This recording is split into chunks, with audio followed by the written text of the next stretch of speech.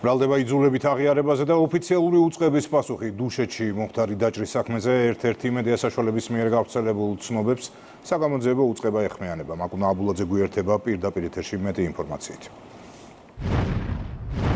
მაღალი საზოგადოებრივი ინტერესებიდან გამომდინარე საგამოძიებო უწყება დეტალურად განმარტავს თუ რა მოხდა 2026 წლის 7 აპრილს დუშეთში და როგორც წარიმართა შემდეგ უშუალო თითოეული საგამოძიებო მოქმედება. თავდაპირველად ამ საქმეზე ბრალდებული გახდათ ალექსანდრე გოგოჭური, რომელიც პროკურორის ინფორმაციით შემთხვევის ადგილის მიმდებარე ტერიტორიაზე გადაადგილდებოდა, რის შემდეგაც მოხდა მისი გამოკითხვა და მან თავდაპირველად აღიარა ჩადენილი დანაშაული პირველივე ეტაპზე. მან თქვა, რომ ყოფით ნიადაგზე დაწყებული დაპირისპირების გამო მან მიაყენა დაზარალებულ ცივი იარაღით დაზიანებები.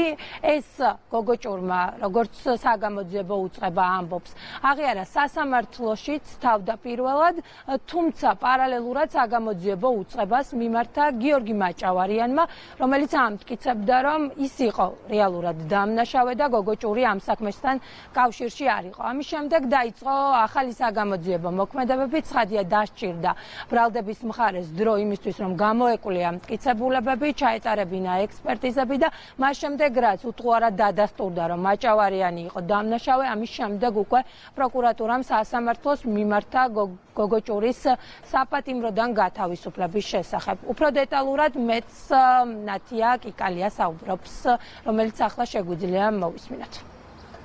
ალექსანდრე გოგოჭური ამ დროს გადაადგილდებოდა შემთხვევის ადგილის მიმდებარე ტერიტორიაზე, რა დროსაც ის შეაჩერეს პოლიციის თანამშრომლებმა, ჩატარდა პირადი ჩხრეკა. პირადი ჩხრეკის შედეგად ამოღებული იქნა ცივი იარაღი დანა, ასევე მის ტანსაცმელზე აღენიშნებოდა მოწითალო ფერის ლაქები.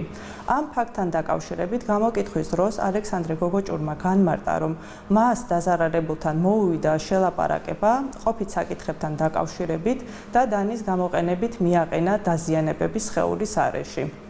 ჩატარებული საგამოძიებო და საპროცესო მოქმედებების შედეგად ალექსანდრე გოგოჭური იქნა დაკავებული. ბრალის წარდგენის შემდგომ საგამოძიებო ორგანოს განცხადებით მომართა გიორგი მაჭავარიანმა, შესაბამისად მის მიერ მოწოდებული ინფორმაცია საჭიროებდა გადამოწმებას, ვინაიდან ერთდროულად ორი პიროვნება აცხადებდა, რომ მკვლელობის მცდელობა იყო ჩადენილი. ერთი და იმავე ფაქტობრივ გარემოებებს ადასტურებდნენ ისინი. ობიექტური ჭეშმარიტების დადგენის მიზნით საჭირო იყო შესაბამისი მოქმედებების ჩატარება, რაცთან დაკავშირებითაც საგამოძიებო ორგანომ დაუყოვნებლივ დაიწყო მუშაობა და ჩაატარა და შესაბამის შედეგამდე მივედით. ერთ-ერთი მედია საშუალების მიერ გავრცელებულ სიუჟეტში თავად ბრალდებული ალექსანდრე გოგოჭური საუბრობს იმის შესახებ, რომ მის მიმართ სამართალდამცველებმა ძალადობრივად იმოქმედეს, ასევე მისი განმარტებით მან აღიარებით ჩვენებას იძულებით მოაწერა ხელი. ამ ბრალდების საპასუხოდ საგამოძიებო უწყება ამბობს, რომ არც ერთ ეტაპზე ამის შესახებ გოგოჭურს არ უთქვამს, თუმცა მას შემდეგ რაც მან ამ საკითხთან დაკავშირებით აპელირება მოახდინა, რეაგირება იყო ის, რომ მაშინვე დაიწყო გამოძიება უფლებამოსილების სავარაუდო გადამეტების ფაქტზე.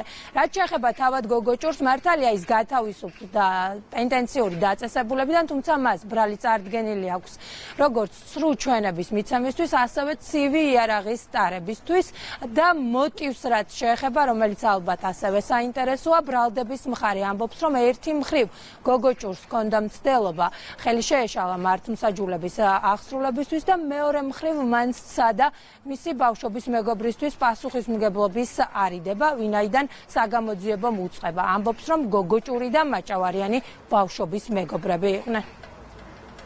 ერთის მხრივ ცრუ ინფორმაციის მიწოდება არის მართლმსაჯულებისათვის ხელი შეშლა და მეორე მხრივ ამით ალექსანდრე გოგოჭურის ცდილობდა, რომ მისი ბავშვობის მეგობრისთვის პასუხისმგებლობა აერიდებინა. ალექსანდრე გოგოჭურს ცრუ ინფორმაციის მიწოდებისათვის წარედგინა ბრალდება და ასევე 228 მუხლის მეორე ნაწილით, რაც გულისხმობს ცივი იარაღის ტარებას ნასამართლევი პირის მიერ, ბრალდებული დაეთანხმა წარდგენილ ბრალდებას და აღიარებდა, აგრეთვე განმარტა, რომ სამართალდამცავი ორგანოს თანამშრომლების მხრიდან მასთან მიმართებაში უკანონო ქმედებას ადგილი არ ჰქონდა და პრეტენზია არ გააჩნდა შესაბამისად.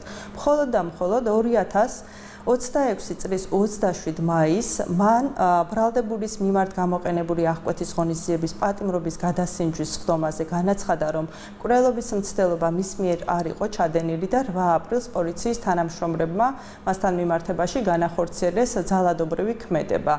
ამ საკითხთან დაკავშირებით პროკურატურამ განახორციელა რეაგირება და დაიწყო გამოძიება.